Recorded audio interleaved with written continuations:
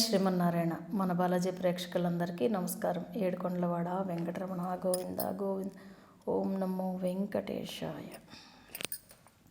మనకి శ్రావణ మాసంలో నెల రోజులు కూడా మనం పూజ చేసుకుంటానికి అమ్మ ఏం చదువుకోమంటారు, ఏం చేయమంటారు, కొంచెం మాకు సింపుల్గా చెప్పరమ్మా అనేసి అంటున్నారు.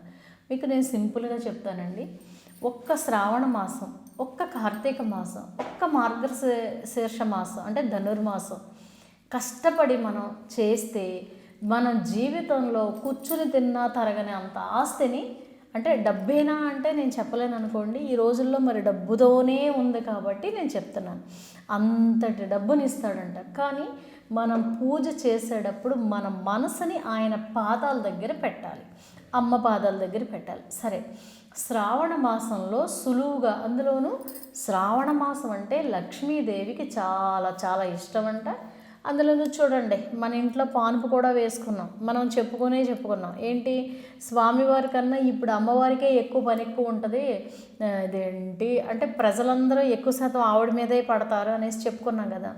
కాబట్టి అలాంటప్పుడు ఎవరైతే భక్తి శ్రద్ధలతోటి ఆ తల్లిని ఆరాధిస్తారో వాళ్ళని మాత్రం అతి శీఘ్రంగా కరుణిస్తుంది. ఇంకొకటి ఏంటి అని అంటే, అమ్మతో పాటు స్వామిని పట్టుకుంటేనే తప్ప ఇప్పుడు అమ్మనామం పలికారనుకోండి, అమ్మనామం పలికేటప్పుడు స్వామినామం కూడా పలికారనుకోండి, అమ్మ మురిసిపోతారంట. నేను చెప్పడం కాదు, మన గురువులు, మన పెద్దలు పురాణాల్లో ఎక్కడి నుంచో వస్తున్నాయి. లక్ష్మీదేవి లేకపోతే విష్ణుమూర్తికి ఆనందం ఉండదు, సంతోషం ఉండదు. అదేంటి స్వామివారు విష్ణుమూర్తి లేకపోతే, పక్కన లేకపోతే లక్ష్మీదేవికి ఆనందం, ముఖంలో సంతోషం, ఇది అనేది ఆ తల్లి ఎన్ని నగలు పెట్టుకున్నా ఉండదంట. అందుగురించే కదండి సాక్షాత్తు భృగు మహర్షి స్వామివారి వక్షస్థలం మీద తన్నితే లక్ష్మీదేవి నా స్థానాన్ని తన్నేరా అనేసి ఆ తల్లి వెళ్ళిపోతే ఈ మహానుభావుడు లక్ష్మీ లక్ష్మీ లక్ష్మీ అనేసి వచ్చి ఎన్నాళ్ళ తపస్సు చేసి మళ్ళీ ఆ తల్లిని పొందారండి. ఇక్కడ కూడా మనం తెలుసుకోవాల్సింది ఏంటంటే, ఒక నీతి తెలుసుకోవాలండి. చాలామందికి డబ్బు కావాలి, కానీ డబ్బు అంటే నిర్లక్ష్యం ఉంటుంది. ఎలాగా అంటే, డబ్బులు అనుకోండి, సపోజ్ 500 కాగితం అంటే ఒక మెరుపు ఉంటుంది ముఖంలో. ఒకవేళ సపోజ్ 200, 100 రూపాయలు అంటే ఒక మెరుపు ఉంటుంది. 10 రూపాయలన్నా, 20 రూపాయలన్నా, చిల్లరన్నా ఏదో వాళ్ళకి చిన్న చూపు అనమాట. చిన్న చూపు. ఇంట్లోనైనా సరే, జేబులో డబ్బులైనా సరే తీసి టేబుల్ మీద పాడేయడమో, మన పర్సులో ఉన్న డబ్బులైనా అలా పాడేయడమో చేస్తారు. ఆ డబ్బైనా డబ్బే, పెద్ద కాగితాలైనా డబ్బే. కాబట్టి ఏదైనా సరే మనం కళ్ళకద్దుకొని చాలా జాగ్రత్తగా చూసేటట్టు ఉండాలి. సరే, మీకు వచ్చేటప్పటికి శ్రావణ మాసం అంతా, ఈ సంవత్సరం వచ్చేటప్పటికి రంగనాథుడు, శ్రీరంగనాథుడు, ఒక రకంగా చెప్పాలంటే లక్ష్మీదేవి ఎక్కడ కొలువుంది అని అంటే శ్రీరంగనాథుడి దగ్గర, శ్రీరంగంలోనే కొలువుంది. శ్రీరంగనాథుడిని గనక సేవించిన వాళ్ళకి లక్ష్మీదేవి అసలు లోటు లేకుండా ఉంచుద్దంటండి. గురించి అందులోనూ గోదాదేవి కాయిన్ మనకు ఉంది కాబట్టి రంగనాథుడిని కూడా మనం తెచ్చుకుంటున్నాం. ఈ సంవత్సరం వచ్చేటప్పటికి 5 గ్రాముల రంగనాథుడి కాయిన్ మీ అందరికీ నేను ఇవ్వడం అనేది జరుగుతుంది. మీకు ఎవరికైనా కావాలి అని అనుకుంటే కనుక తెప్పించుకోండి. కానీ మీ గోత్రనామాలతోటి శ్రావణ మాసం అంతా పూజ చేసి తర్వాత వినాయక చవితి అయిన తర్వాతే మీకు పంపించడం అనేది ఉంటుంది. అలాగే రేపు వచ్చేటప్పటికి ఆగస్టు 3, 4 తారీఖుల్లో నేను హైదరాబాద్లో ఉంటాను. మీకు ఎవరికైనా డైరెక్ట్ అపాయింట్మెంట్లు కావాలి అని అనుకుంటే కనుక తీసుకోండి. అలాగే ఏం చెప్తారమ్మా మీరు అని అంటే, నేను ఆస్ట్రాలజీ, న్యూమరాలజీ, వాస్తు, తర్వాత ముహూర్తాలు, వీటిలన్నిటిలోనూ కూడా నా స్వామి, నా శ్రీనివాసుడు, ఒక రకంగా చెప్పాలంటే నా దగ్గరికి ఎవరినే ఆ స్వామి పంపించినా మళ్ళీ ఆ స్వామే నా ద్వారా జాతకం చెప్పించి వాళ్ళని చక్కటి అదృష్టవంతులను చేస్తున్నది ఆ మహానుభావుడు. నాదైతే ఏమీ లేదు. కాబట్టి నేను చూసింది ఉన్నది ఉన్నట్టు చెప్పడం, దానికి పరిహారం చెప్పడం, చక్కగా పేరు కరెక్షన్ చేయడం అనేది ఉంటుంది.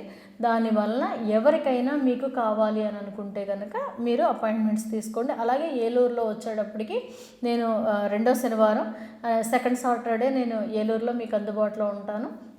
అలాగే ఫోన్ అపాయింట్మెంట్ మీకు తెలుసున్న విషయమే.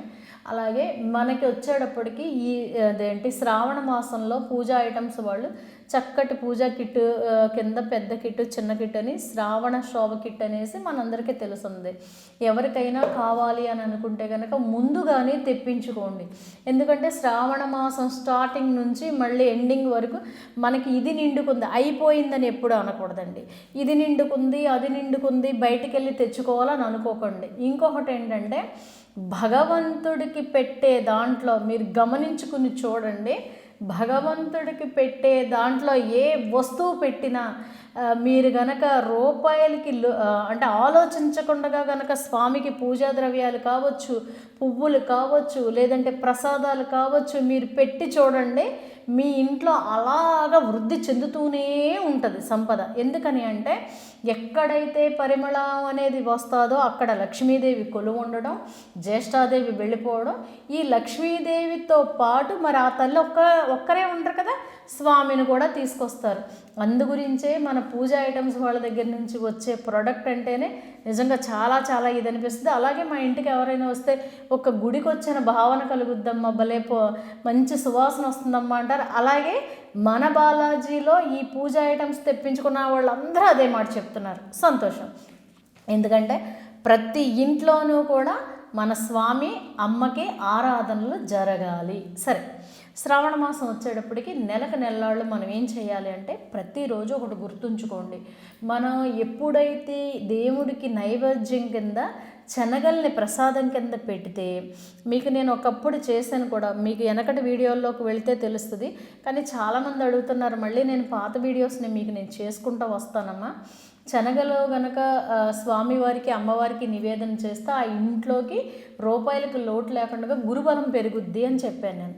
అలాగే మనకి శ్రావణ మాసం వచ్చేటప్పటికి ఏం చేస్తారంటే ప్రతిరోజు ముందు రోజు నాడు ఒక గుప్పుడు శనగలు నానబెట్టండి. నానబెట్టి అవి పచ్చి శనగలు పెట్టేయచ్చు అమ్మకి, లేదు తాలింపు పెట్టుకుంటానంటే మీ ఇష్టం. పచ్చి శనగలు అలాగే కంపల్సరిగా ఒక 2 మీ ఇష్టం, ఎన్ని అరటిపళ్ళు పెట్టాలనుకుంటే అన్ని అరటిపళ్ళు పెట్టండి. తమలపాకులు పెట్టండి. పెట్టి ఏం చేస్తారంటే అమ్మవారికి ప్రతిరోజు దీపం పెట్టుకుంటారు కదా, మీకు దీపం నేను నువ్వుల నూనెతో పెట్టద్దని చెప్పాను, కానీ మీకు కొబ్బరి నూనెతోనే పెట్టుకోమని చెప్పా. స్తోమత ఉంటే కనుక జవ్వాది లిక్విడ్ వేయండి. లేదు ఇంకా అదృష్టానికి ఏంటి మనకి అని అంటే కనుక లోటస్ ఆయిల్ తెప్పించుకొని వేసుకోండి అమ్మ అనేసి నేను చెప్పాను. దానికి ఒక్కొక్క అమ్మకి ఓపుకుండొచ్చు, ఒక్కొక్క అమ్మకి ఓపుకుండకపోవచ్చు. కానీ నేను చెప్పాలి కదా, నేను చెప్పానంటే తెప్పించుకునే వాళ్ళు తెప్పించుకుంటారు, లేకపోతే లేదు. కానీ తెలియకపోతే ఏమీ ఇది కాదు కదా. దానికి కామెంట్ సెక్షన్లో ఎవరో ఒకళ్ళు పెట్టారంట. ఏమని పెట్టారు అంటే, ఇవి తెప్పించుకుని పూజ చేయాలంటే మాకు కష్టం కదమ్మా అని. నేను మీ గురించి అని కాదమ్మా, ఎవరికైనా ఓపిక ఉంటే తెప్పించుకుంటే ఇంకొంచెం వృద్ధిలోకి వస్తారు కదా. అందులోన తల్లికి ఇష్టం కదా. అప్పుడు మీకు ఇష్టం అండి, నాకంటే టీ ఇష్టం. నేను ఇలాగా అపాయింట్మెంట్స్ చెప్పేటప్పుడు లేకపోతే ఇలా షూటింగ్ చేసేటప్పుడు టీలు ఎక్కువ తాగేస్తుంటాను. మరి ఆ టైంలో కాసేపటికైనా మాకు పిల్లలు టీ తీసుకొచ్చేస్తుంటారు. సపోజ్ ఎవరింటికైనా వెళ్ళినప్పుడు అమ్మ మీకు ఇది ఇష్టం కదా అనేసి పెట్టారనుకోండి, వాళ్ళని మనం ఏమీ అంటానికి లేదు కదా. అలాగే ఆ తల్లికి ఇష్టం కాబట్టి పెట్టండి అమ్మ ఓపుకున్న వాళ్ళు అనేసి నేను చెబుతున్నాను. కాబట్టి మీ ఇష్టం. తర్వాత ఇంకొకటి ఏంటంటే ఇలా దీపం పెట్టండి మీరు చక్కగా ప్రతిరోజు కూడా. మీరు అంటే ఎవరైనా ముత్తైదువు గనక కనిపించారనుకోండి, మీరు ప్రతిరోజు ఏం చేస్తారు, ఉదయం పూజ చేసుకునేటప్పుడు ఈ శనగలు అరటిపళ్ళు పెట్టి చక్కగా దీపం పెట్టుకుని ఇంట్లో మీరు చక్కగా కాళ్ళకి పసుపు రాసుకోండి అమ్మ. పసుపు రాసుకుని బొట్టు పెట్టుకుని చక్కగా ఎర్రటి గాజులు వేసుకోండి. మళ్ళీ ఇంకో కలర్ వేసుకోకండి, ఎర్రటి గాజులు వేసుకుని బొట్టు పెట్టుకుని చక్కగా అమ్మవారికి వచ్చేటప్పటికి కనకధార స్తోత్రాన్ని పారాయణం చేయండి. లేదు సాయంత్రం సందదీపంలో గనక కనకధార స్తోత్రం పారాయణం చేస్తామమ్మా అనుకుంటే గనక ఉదయం వచ్చేటప్పటికి ఏం చేస్తారంటే ఇంద్రకృత లక్ష్మీ స్తోత్రం మీరు చేసి చూడండి. మీరు అసలు మీ జీవితం ఎంత అద్భుతంగా తయారవుతుందో నేను చెప్పక్కర్లేదు.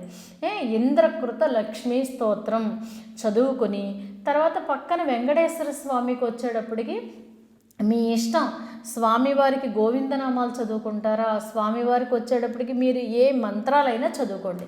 చదువుకుని అమ్మకి ఏదైనా సరే మీరు అంటే ప్రతిరోజు తీపి ప్రసాదం పెడతామమ్మా అంటే మీ ఇష్టం పెట్టుకోండి, కానీ కంపల్సరిగా మీరు అరటిపళ్ళు తర్వాత శనగలు వీటితో పాటు ఏం చేస్తారంటే ₹1 బిళ్ళ, రోజు మీరు ₹1 బిళ్ళ పెట్టారనుకోండి, రూపాయే పెట్టండి. రోజు ₹5 బిళ్ళలు పెడుతున్నారనుకోండి, రోజు ₹5 బిళ్ళలు పెట్టండి. పెట్టి ఏం చేస్తారంటే ఈ ₹1 బిళ్ళని నెక్స్ట్ డే తీసేసి ఒక గిన్నెలో వేయండి.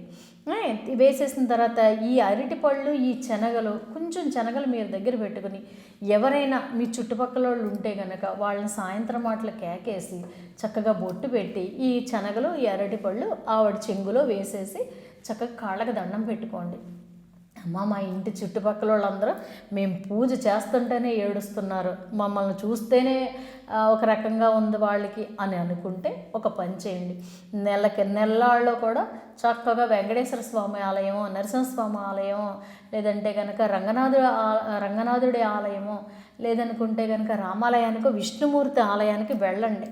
వెళ్ళి చక్కగా ఒక 4 ప్రదక్షిణాలు చేసుకోండి. అక్కడ ఏదో ఒక అమ్మ రూపంలో సాక్షాత్తు మన అమ్మ, ఏది మహాలక్ష్మి అమ్మ మీకు కనిపిస్తారు. ఎవరికొకళ్ళకి ఆ శనగలో ఈ తాంబూలం ఇస్తున్నానంటే ఏ తల్లి వద్దందు, ఎందుకనంటే పసుపు కుంకాలు ఎవరు కాదంటారు.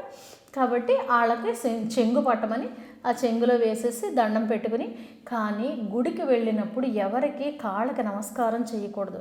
ఎన్ని నమస్కారాలు చేయాలనుకున్నా అది స్వామికి అమ్మకే చెందాలి. కాబట్టి ఆవిడకి మామూలుగా శిరస్సు వంచి నమస్కారం చేసుకొని మీ దారిని మీరు వచ్చేయండి.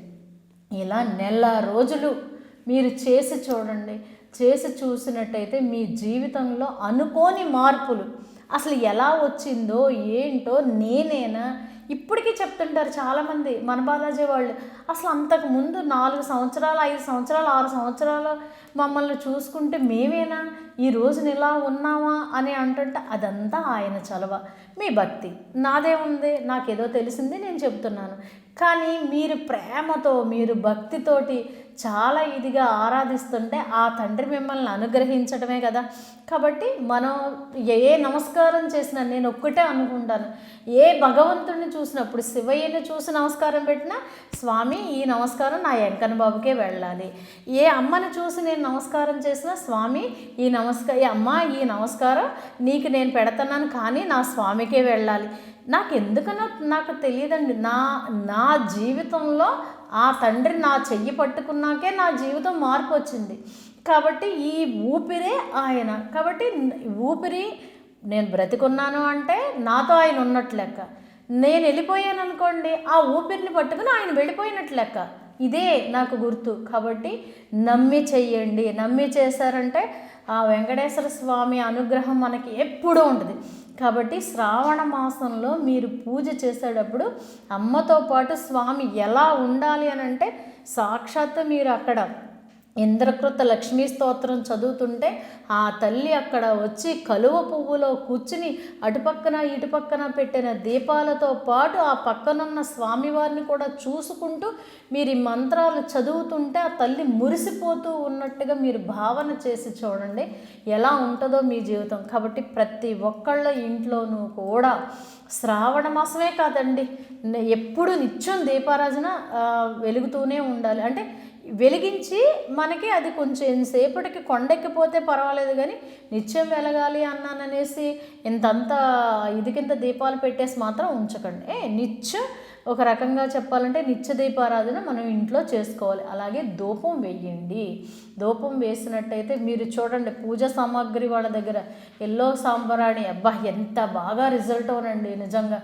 కాబట్టి ప్రతి ఒక్కళ్ళ ఇంట్లోనూ కూడా శ్రావణ మాసం అన్నాళ్ళు కూడా అమ్మ కళకళలాడుతూ చక్క చక్క చక్క చక్క పట్టీలు శబ్దం వినపడాలి, తిరుగుతూ ఉండాలనేసి మనస్ఫూర్తిగా కోరుకుంటున్నాను. అలాగే ఆ ఇంటికి ఎవరైనా వెళితే అవతలోళ్ళు ఏడ్చేలా ఉండాలి, మనం నవ్వుకునేలా ఉండాలి. మన ఇంట్లో ఆ గజ్జల శబ్దం మనకి వినపడాలి. అంటే అమ్మ ఇంట్లో ఉన్నది, ఆ అమ్మ వచ్చింది, అమ్మని మెప్పించారు అంటే అమ్మతో పాటు అయ్యి వచ్చేస్తారు.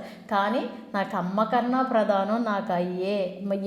నేను అమ్మతోటే అంటాను, అమ్మ నీకు నేను నమస్కారం చేసిన ఈ నమస్కారం కూడా నా స్వామిదేనమ్మా అనేసి మన స్వామిదమ్మా అని అంటాను. కాబట్టి అలాగా మీరు స్వామిని అమ్మని ఆరాధించుకుని చక్కటి అదృష్టాన్ని మీరు పొందాలని మనస్ఫూర్తిగా మిమ్మల్ని పూర్తిగా కోరుకుంటున్నారు. జై శ్రీమన్నారాయణ.